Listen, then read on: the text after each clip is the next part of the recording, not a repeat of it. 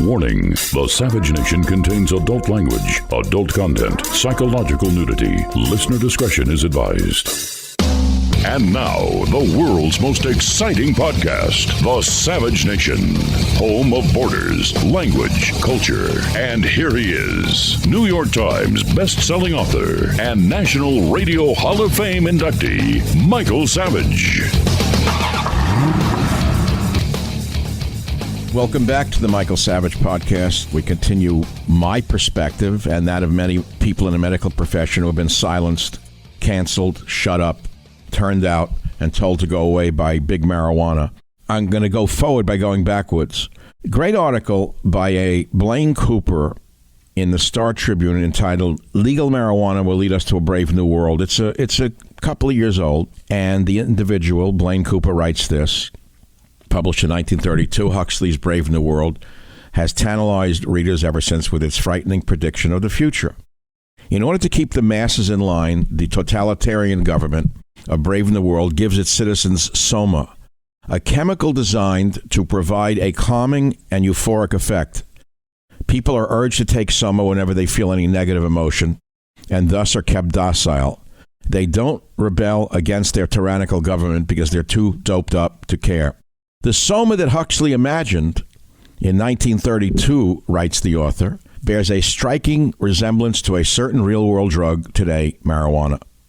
We can see how critical the banning of mind-altering drugs is to keeping a society free when we look back at Brave New World, and we see that the legalization of recreational marijuana across the United States is altering Americans' vision of themselves and of the nation. He writes that smoking weed is often associated with rebellion and counterculture, but in reality, it's really a useful method of controlling and oppressing the masses, especially the poor. In Brave New World, a rigid class system shapes society. The lower classes do all the menial jobs and are issued a dose of soma at the end of each workday. Their existence consists of waking up, working, getting high, and doing it all over again. Does that sound familiar to those of you listening to this show? The American poor are disproportionately responsible for using marijuana, and their lives, writes the author, are quickly turning into the working, getting high, doing it again the next day cycle. Many Americans use marijuana simply to relax at the end of a hard day, but this still reinforces a cycle that rewards subservience and apathy. Now, why is this a problem? Why is this a problem? It's a problem because people are lazy by nature. They like to just be docile. And the author concludes the article by saying the change will be slow but nearly inevitable. Why would the citizens in Brave New World have any motivation to improve their lives when all of their problems are solved with their daily dose of soma? It becomes nearly impossible for them to be upset. Get the picture? One other article from a publication entitled LitHub. Aldous Huxley foresaw America's pill-popping addiction with eerie accuracy. And the authors write this: soma is not a drug of the people, but of the state, and the authoritarian state at that. But the crown jewel of Huxley's dystopia, the linchpin which secures its infallibility, is a brave new psychopharmacological wonder drug, soma, which chemically fills in any and all remaining cracks in the state's meticulously bioengineered ideological armor.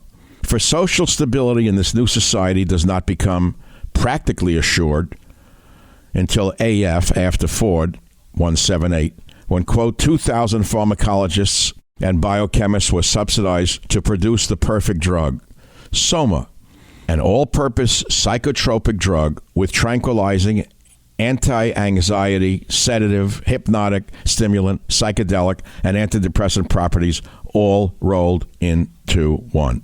Sound familiar? So if anything unpleasant should somehow happen in Brave New World, there was always soma to give them a holiday from the facts. And there was always soma to calm their anger, to reconcile them or you to your enemies, to make you patient and long-suffering. In the old days, you could only accomplish these things by making a great effort, and after years of hard moral training. Now, you swallow 2 or 3 half-gram tablets, and there you are in Brave New World. The authors conclude by writing this: ultimately, however, Huxley's novel depicts not a utopia, but a dystopia. Huxley may describe a world in which all quotidian troubles are chemically ameliorated through perfectly designed, infallible psychotropic pills. But that does not mean that he advocates for such a world. And here's the punchline. On the contrary, Huxley depicts Soma as a destructive crutch which props up the authoritarian state by creating docile, directionless, and even dehumanized citizens incapable of feeling or expressing, much less living, the full range of human emotions, especially any that might be considered dangerous or subversive. People are cocooned in a state of chemically induced stupor, and Huxley's characters lack ambition, curiosity, or even any meaningful understanding of the human experience. They're addicts. They're just addicts. Now, in America, we're seeing outbreaks of violence, random violence at that, and we're never allowed to ask what drugs or chemicals the perpetrators may or may not have been on. Again, many of you will knee-jerk jump to the statement that I'm proposing you use alcohol. I am not. But I am telling you that marijuana provokes impulses that are very hard to control in many people, as any addict will tell you after they've been in recovery. And that's all I have to say about this war of the lies coming out of Hollywood and the government about how healthful marijuana is. After 50 or so years of telling us it was the most dangerous drug on earth, now they're telling us it's the most healthful drug on earth. Okay? And in this podcast that you're about to hear, which was done back in February 18th of 2021, I did a thing on the pure science of marijuana, the joys and medical dangers. And that includes things about the chemistry and pharmacology and effects on different regions of the mind and body. I explained what is CBD and THC, how cannabinoids act, the methods of consumption and negative health effects of THC. I read from the many scientific studies which expose the dangerous effects, and I state that states should decriminalize and control the substance because it's proven to be addictive.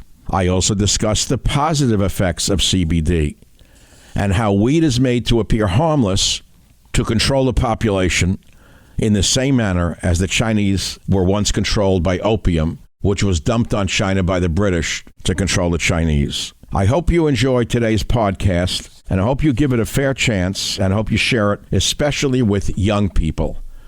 I'm Michael Savage. Thanks for listening. Michael Savage, a host like no other. These high school boys and girls are having a hop at the local soda fountain.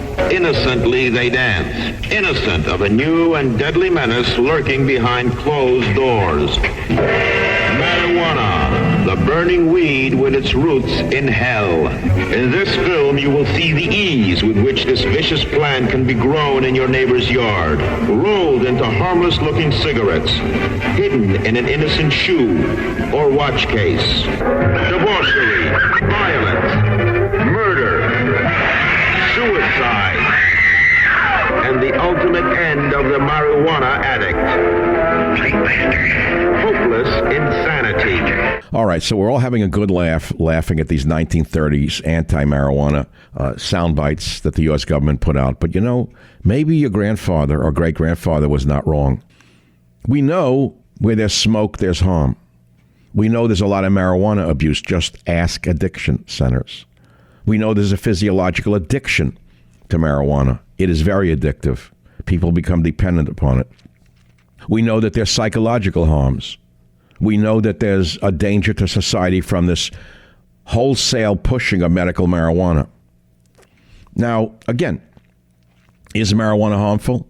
Here's an interesting thing that I'm going to tell you. In order to get any negatives on marijuana today, you have to go way back in the medical literature, because I'm talking about the science literature. You can't find it anymore. It's been denuded from the literature, and there's no new money being put into the dangers of marijuana because the industry has now taken over science. They're funding all the science, showing you how great it is. What about the potential social harms as a result of legalizing marijuana for medical uses? Remember, I told you it was George Soros who first put $1 million into California and $1 million into Arizona to legalize marijuana. And I was the only one in the media saying, no, watch out, they want to legalize marijuana. Again, I want marijuana decriminalized. I don't want seeing people in jail for smoking marijuana. On the other hand, there have to be some very serious controls and a tremendous educational campaign in our schools Now, we all know tobacco smoking is detrimental, and we know that marijuana is free of nicotine. But we know that smoke of any kind pollutes the lungs. We all know that. That's common sense. But what about marijuana joints themselves?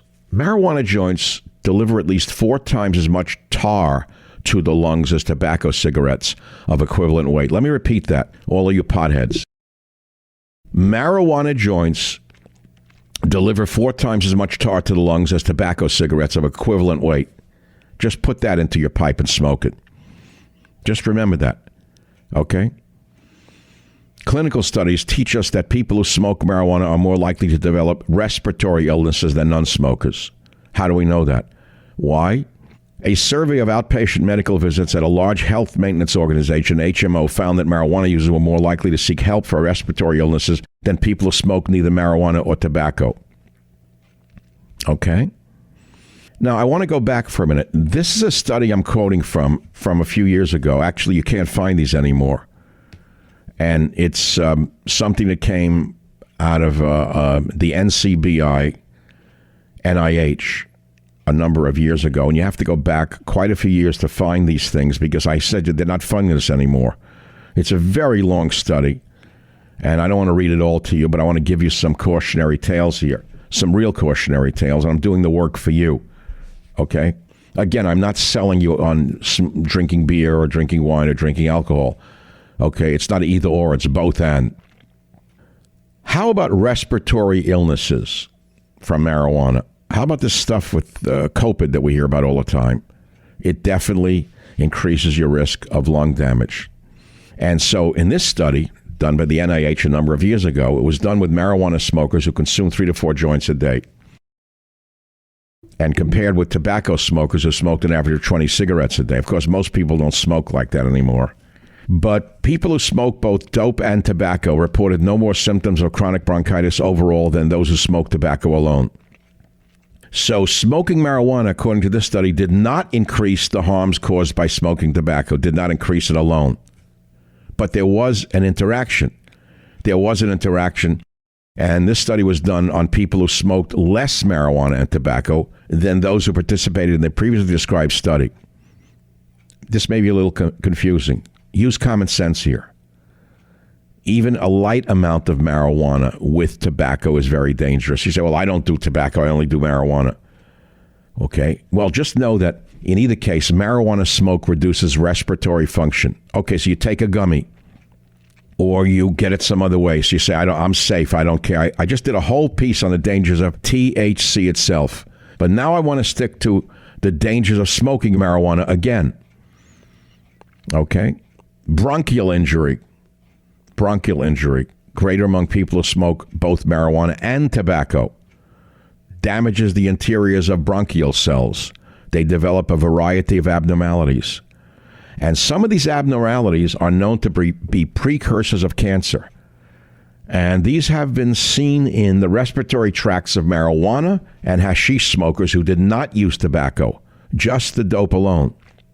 We see a lot of ads on TV for chronic obstructive pulmonary disease, COPD, a slow progressive loss of elasticity in the passage that delivers air to the lungs.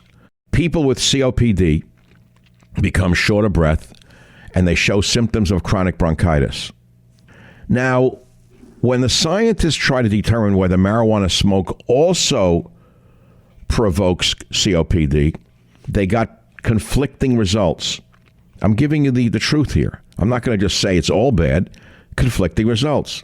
One group reported that smoking as little as a single joint a day impaired small airway function, while another study failed to detect similar damage even in people who smoked 4 joints a day for more than 10 years. So the doctor is out on whether chronic marijuana smoking actually causes COPD, but the scientists conclude there's good reason to suspect that it does. Okay? Be concerned. Be cautious. Many of the carcinogenic or cancer-causing compounds found in tobacco are also found in burning marijuana. Unfiltered smoke from joints contains higher concentrations of chemicals called polycyclic aromatic hydrocarbons, PAHs, than does smoke from tobacco cigarettes. Let me pause there. Smoke from joints actually has higher concentrations of a class of chemicals called polycyclic aromatic hydrocarbons than does smoke from tobacco cigarettes. So right away, you potheads are saying, yeah, but I use a bong. I smoke it through water like the Arabs do. Good for you. How'd that work out for them? Sitting on the behinds for 1,000 years in a tent, smelling camel dung. Cut that out. Cut that out, Michael. No jokes here. Okay.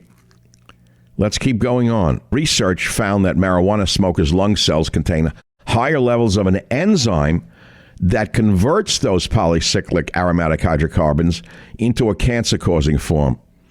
So some studies show that marijuana, or implicate that marijuana smoking is a risk factor for lung cancer, as well as for mouth and throat cancer. Mouth and throat cancer.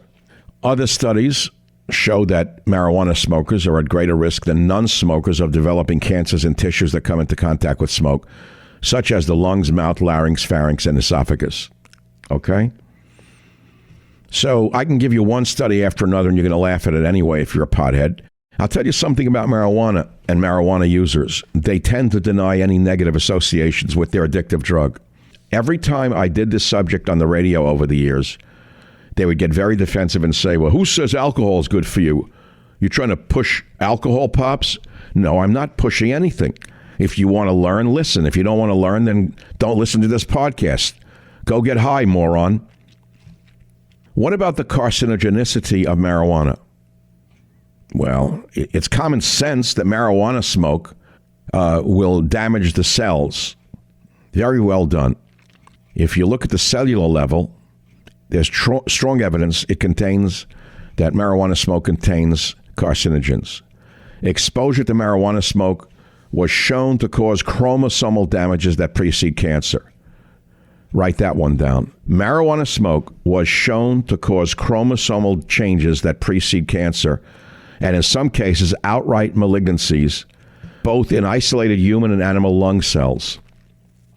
Similar changes were seen in the actual lung cells of marijuana smokers, and even higher levels were seen amongst those who smoked both marijuana and tobacco. Again, pregnant women, studies were done on them. You're not going to believe this. It's a very sad one. This is a big one.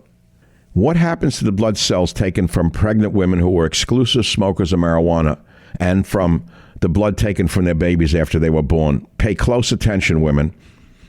There's a class of white blood cells called lymphocytes, and researchers found significantly more DNA aberrations of a type linked to cancer development as compared with lymphocytes from non-smoking women and their newborns. In earlier studies, the same group of scientists found similar changes in the DNA of tobacco smokers, which shows that substances responsible for this damage are present in both marijuana smoke and tobacco smoke. The Savage Nation. It's Savage on Demand. You want me to go on to cannabinoids? It's a long study. Marijuana abuse. How about abuse and addiction? Let me move on to addiction. And if you're a mother or a father or a brother or a sister or a wife or a husband of someone addicted to marijuana, then cut this section out and play this for your mate or your child. Let me explain something to you. All you got to do is ask addiction centers about people who've enlisted or been sent to addiction centers because they're addicted to marijuana and can't kick it. It's that simple. Let's make it real simple. Okay? Because there's a physiology of use and abuse. Even marijuana users who do not fit the DSM-4 criteria for abuse or substance dependence will show symptoms of tolerance, physical dependence, and withdrawal. What is tolerance? What is physical dependence, and what is withdrawal? Do you want to know this or not? I'll make it simple. Tolerance, it's a common response to the repeated use of any drug, and it happens when increasing amounts are required to produce a given effect. Physical dependence describes the body's adaptation to frequently used drugs. You're dependent on it. And physical dependence often leads to substance abuse. If someone who is physically dependent on a drug stops taking it, that person is likely to experience withdrawal symptoms. Most drugs that are abused produce tolerance, physical dependence, and withdrawal. But also, this happens with caffeine and nicotine, as well as many non-addictive drugs for pain, anxiety, and high blood pressure. We know that. Try to give up coffee if you've been a lifetime coffee drinker. All right? For example, if people who take the medication propranolol for hypertension, propranolol, I don't know how to pronounce it. I've used it myself when I've had arrhythmia after my heart attack. I took it from time to time. I used it to control my heart rate because it's a beta blocker. But if you're taking this drug for hypertension and you abruptly stop taking the drug, you're going to experience withdrawal symptoms, which could include a rise in blood pressure. And to avoid those problems, doctors tell those patients to gradually decrease their dose of this drug before switching to a different hypertension drug. But let's get back to marijuana. Regular marijuana users quickly develop tolerance to most of the drug's effects. Okay? If users go without marijuana for a week or so, they lose their tolerance to its effects. Now, this is interesting. Tolerance to different effects of the same drug can develop at varying rates. Heroin users, for example, become tolerant to the drug's euphoric effects more quickly than they do to its ability to interfere with breathing. Because they tend to increase the amount of drug they take in order to attain the same high, heroin users risk death by asphyxiation. Now, according to any science I've read, marijuana users have never been seen to die of an overdose. But they could wind up in an emergency room. Emergency rooms are now filling up with people who've taken too much THC. Increased heart rate, anxiety, paranoia, fear, and they're in the emergency room. Just remember what I just said to you. Again, you're not going to read this or see this anywhere because the marijuana industry right now is all powerful and the governments are rushing to get into the business. Now, this applies, by the way, to people who take oral THC or smoke it. You will become tolerant to some of the drug's effects more quickly than to other drugs, according to the studies I have read. I'm going to give you one study for those of you who are doubting Thomas's. One group of patients or participants smoked marijuana cigarettes 4 times a day for 4 consecutive days, while the other group took THC pills on the same schedule. This is for those of you who use gummies. Okay? Both groups thought that the same amount of drug made them feel less and less high over the course of 4 days. But neither of these groups thought that their drug-induced increases in appetite declined over that time. Right? The marijuana smoking group reported feeling mellow after smoking throughout the 4 days, while the THC taking group never reported feeling mellow. That's interesting. Why? I don't know. Maybe that's an association. And I'm just telling you, use common sense here. Research will show you that THC produces tolerance in your brain. And there's many studies on this, and I don't want to talk about their effects on CB1 and CB2 receptors. Cannabinoids have a desensitizing effect on other proteins and target cells as well. Just be careful. Because withdrawal from either marijuana or THC has been shown to cause several distinct symptoms. Very distinct symptoms. Do you want to hear them? Pay close attention. Tell me if this applies to you when you try to kick marijuana or THC. Restlessness, irritability, mild agitation, insomnia, sleep disturbance, nausea, cramping. Again, these are very, very disturbing symptoms, and they're far milder than the symptoms associated with alcohol withdrawal, for sure. But I'm not pushing alcohol. Very high doses of oral THC, not the cigarette. The equivalent amount of smoking between 5 and 10 joints of average potency a day for 10 to 20 days. That's a high amount. Produced withdrawal symptoms, which included runny nose, sweating, decreased appetite, but lasted only 4 days. Okay? I'm going to move on now because many of you think marijuana is harmless. Again, the only evidence I can offer you, because you're not listening to a word I'm saying to most of you potheads, ask emergency room doctors how many people are coming in from marijuana overdose symptoms. And we know what it does to your appetite, so therefore you know it's having a physiological effect on you. We know that from animal studies that dopamine levels rise in response to feelings of sexual attraction and when eating sweet foods, which is why chocolate is so popular. So I think I've given you enough for right now. I've talked about dependence, the dangers amongst younger people, and I think that that's enough, because anymore I think you're going to turn off. Just know this. Marijuana carries a risk of dependence and abuse. Just remember that. And that's whether it's smoked or taken in another form, right? Again, I will give you another caveat, though. Compared with alcohol and tobacco and several prescription medications like the opioids, marijuana's abuse is relatively small compared to those. Just to put it in context, it doesn't mean it's good for you, right? But what about the psychological drawbacks, the psychoactive effects of marijuana? It's said to reduce anxiety, cause sedation and euphoria. It may, in some people it does. That's why they use it. It's a paradox. It is a paradox. That's why so many people use medical marijuana. And so people say it's very good. Good for you. If you're an older person who's using it for pain management, good for you. But if you're using it as a recreational drug because it gives you a temporary sense of well-being or euphoria, good for you getting high. You get more talkative. You be easier to talk to people because it suppresses short-term memory and learning.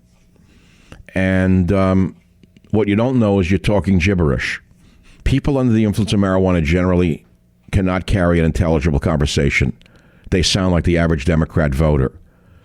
Those who think that Biden is a savior. I know a lot of weed smokers. Those who like to see people ruling by executive order. They're perfect for the Biden vote. Now, I don't want to get too political here. Again, I want to tell you again, the emergency rooms are filled with people who come in with terrible anxiety, paranoia, panic attacks, depression, depersonalization, delusions, illusions, hallucinations, especially from the new marijuana that's out there, which is many times more powerful than that smoked in the 1960s and 70s. You ever have any of these symptoms? Huh? Anxiety, paranoia, panic attacks, depression, depersonalization, delusions, illusions, and hallucinations? No, you haven't? Well, you're very lucky. Because large doses of marijuana impair cognition. This was looked at by scientists using imaging techniques called positron emission tomography, PET scans. And they measured the acute effects of marijuana on brain functions. And they saw blood flow abnormalities in volunteers after they smoked a single marijuana cigarette. Specifically, the circulation to the temporal lobe of the brain, which governs auditory attention, were restricted.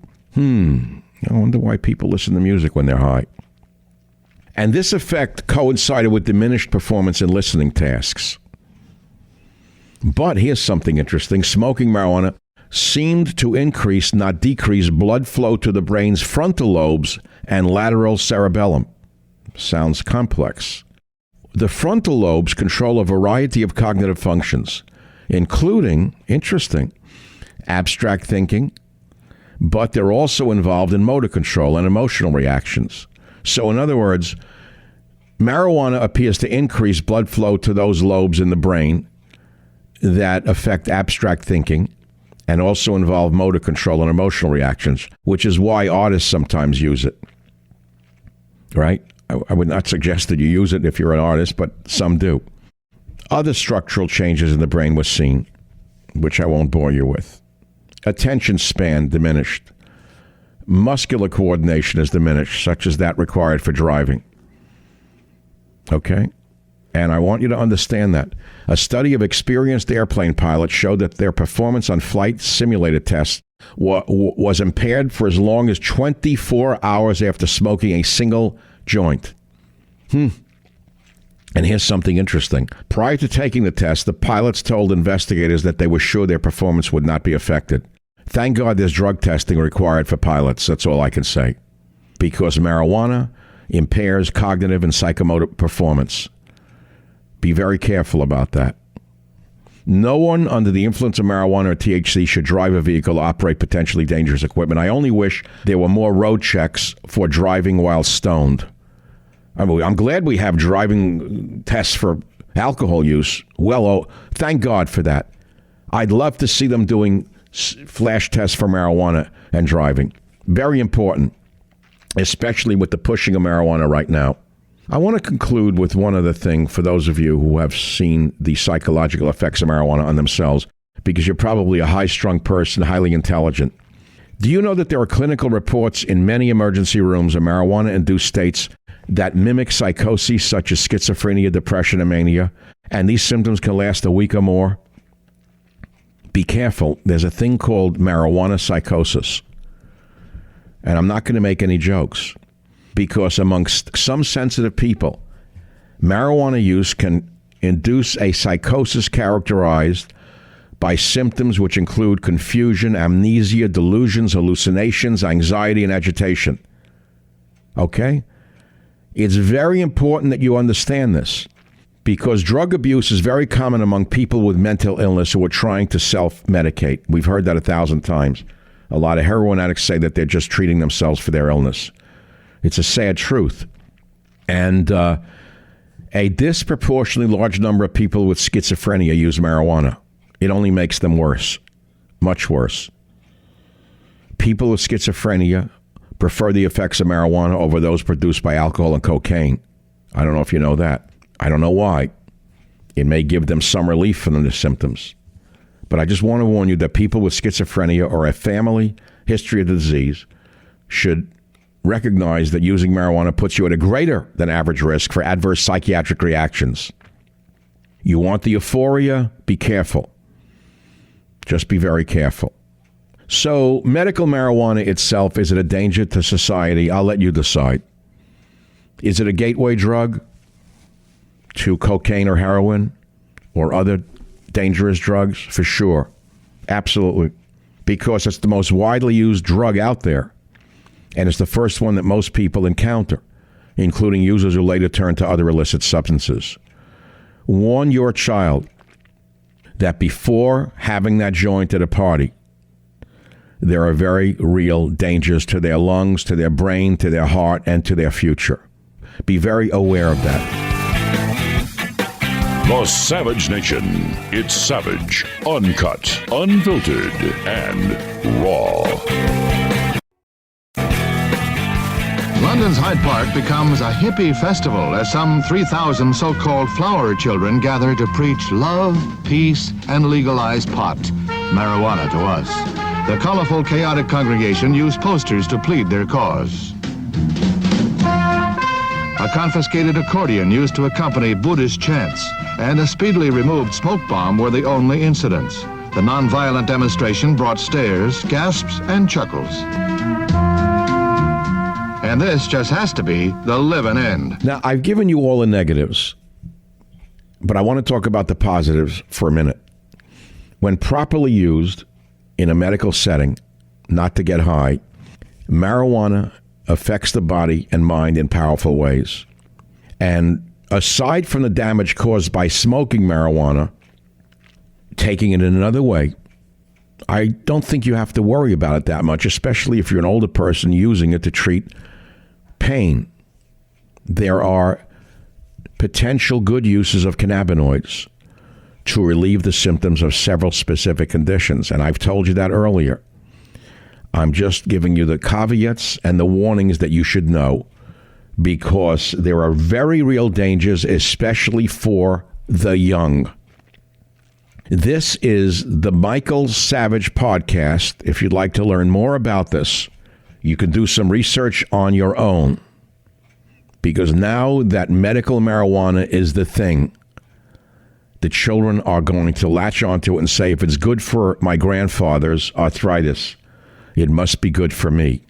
Nothing could be further from the truth, because I could do an entire podcast on the effects of marijuana and or THC on the developing brain, which is wholly different than using marijuana to reduce pain for people who are suffering. You know, in concluding this podcast on the joys and dangers of marijuana, I want to add something to this, what you said about this topic on Twitter. Because I posted this before I did this podcast, and I said this: should my next podcast be on the joys and dangers of marijuana, the medical and psychological dangers, not a moral issue for me, much medical literature on the very real damage done by the active principle THC, especially to developing brains. So people are saying things like, yes, discuss marijuana versus opioids, pros and cons. Another one said, THC ruined my life and left me mentally ill. I always wanted to call in and share with you my story and how THC degraded me. You hear this? Another one said, smoke a joint first before you speak on it. And I answered him, I said, I did for many years. It is a toxic poison to high IQ people, excellent for dummies. And he said, didn't know that, and I think you're right. I'll be sure to tune in. So you see, it's interesting about Twitter. People just shoot their mouths off. Another gentleman wrote, I know for a fact that pot wrecks adolescent male brains. Oldest son never touched it and is in medical school now. Younger sons, not so much. You hear this? Another person said, I agree with developing brains. I smoked zero marijuana until I was like 25 years old. Probably should have then, but it does help with the creativity if you're already a creative person. Another one says, if you aren't creative, it won't magically make you creative, which is 100% true. Another one says, a phrase comes to mind, personal liberty. If my actions affect another in no tangible way, how the hell is it your business? Decriminalization of all drugs, end the stupidity, end the money pit. Well, didn't I say that already? I said decriminalize it. Just shows you how defensive they get. I said decriminalize marijuana. Right? So my friends, the bottom line is marijuana was dumped on America by very evil left-wing forces. It started with legalized medical marijuana. We're not talking about legalizing it for everyone. They were lying. It's equivalent to what was done to the population in China by the British when they dumped opium on the Chinese and addicted the entire nation of China to opium.